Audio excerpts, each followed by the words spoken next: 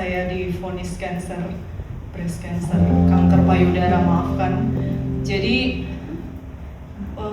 dari sebulan inilah, dari bulan ini ada beberapa pemeriksaan untuk evaluasi yang saya lakukan. Jadi ketemu lagi dokter bedah, dokternya apa yang dokternya katakan, kamu mau bandel. Ya, saya sih udah ketawa-ketawa aja sama dokternya. Ya dok, terus saya harus ngapain, kata saya. Ya periksalah 2 minggu sekali karena BPJS, USG hati, dan saya diperiksa tidak hanya hatinya tapi perut ya, abdomen, kelenjar getah bening, hasilnya bagus, puji Tuhan. Tidak ada yang terjadi dengan hati saya, tidak ada apa-apa di perut-perut saya, di kelenjar saya. Terus 2 minggu kemudian ronsen toraks, ronsen paru,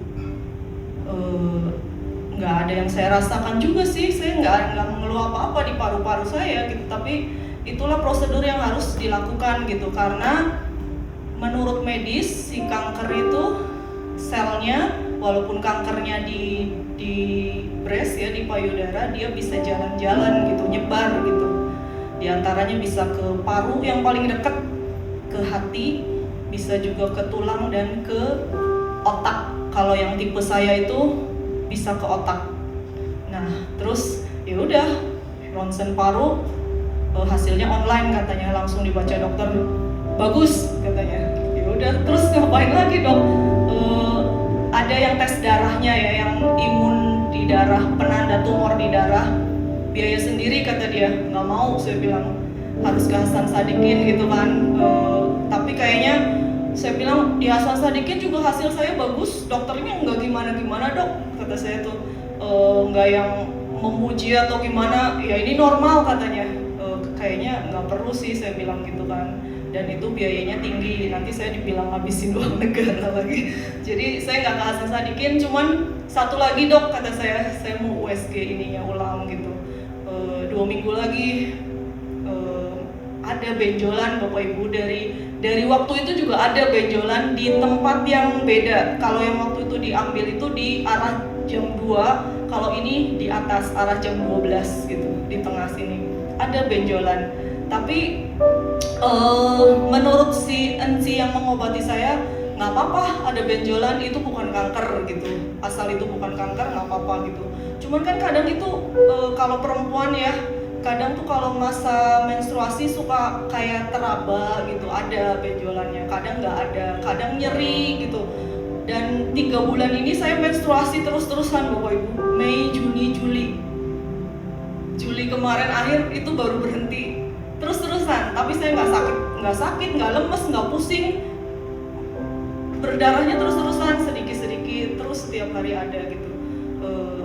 Terus saya bilang, ya ini ada dok. Mana sih kamu teh, kata dokter.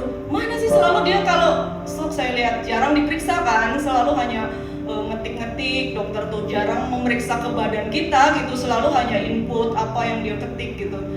Ini mah sok mana dilihat, nggak ada, kata dia. Ada dok, ini di oh bukan, kata dia. Tapi saya mau di USG gitu. Jadi kemarin Jumat di USG saya sampai di sini dokter USG-nya perempuan. Di sini dok, enggak sih bukan, kata dokter USG-nya. Kalau yang kanker bukan kayak gitu. Kalau yang kanker benjolannya bukan gitu. Memang banyak kelenjar-kelenjar, kadang membengkak gitu, kadang lemak juga gitu, mungkin nggak ada apa-apa. Ya puji Tuhan, saya bilang puji Tuhan nggak ada apa-apa. Terus hasilnya dibawa lagi kan ke dokter bedahnya. Gimana? Bagus, nggak ada apa-apa tuh, kata saya juga nggak ada apa-apa, kata dia gitu kan. Jadi saya bilang atuh dok, saya udah sembuh, saya bilang gitu kan. Enggak gitu. Jadi secara medis kanker itu nggak ada istilah sembuh Bapak Ibu.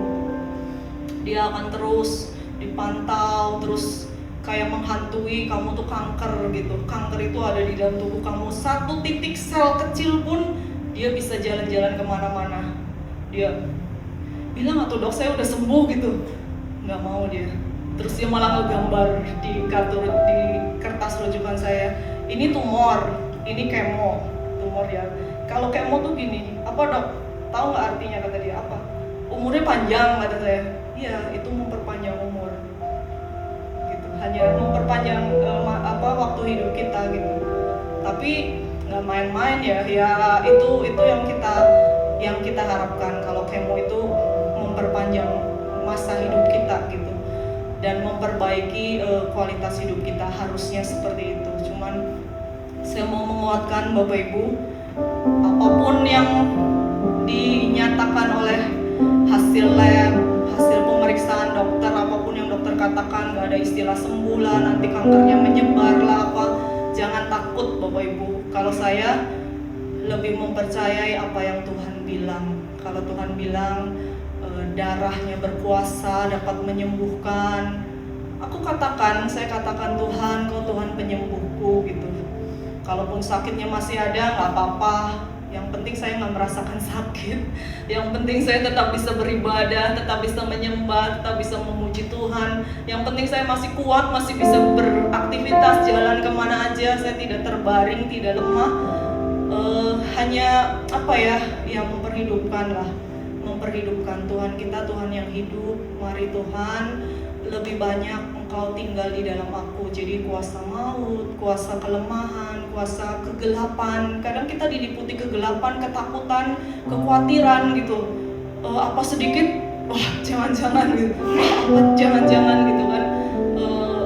Jadi kita harus memang menyerahkan hidup kita kepada Tuhan. Tuhan berkuasa atas hidup kita dan kita terus percaya. Aku sudah sembuh, Tuhan sudah sembuhkan aku.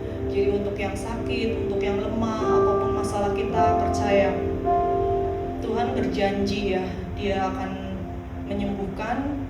Bahkan Dia sudah menyembuhkan, mengerjakannya di kayu salib. Ya, bagian kita adalah percaya dan terus percaya. Jangan pernah ragukan kasih setia Tuhan Bapak Ibu. Kalau Tuhan menyembuhkan saya percaya Tuhan juga bisa menyembuhkan Bapak Ibu. Amin. Kemuliaan bagi Tuhan.